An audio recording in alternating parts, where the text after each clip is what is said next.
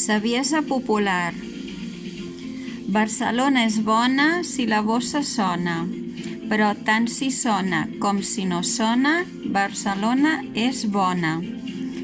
Aquesta dita és coneguda per totes les terres llatines. Sembla que els seus inventors foren els mercaders de Gènova i els de Pisa, amb qui tenien molt tracte comercial.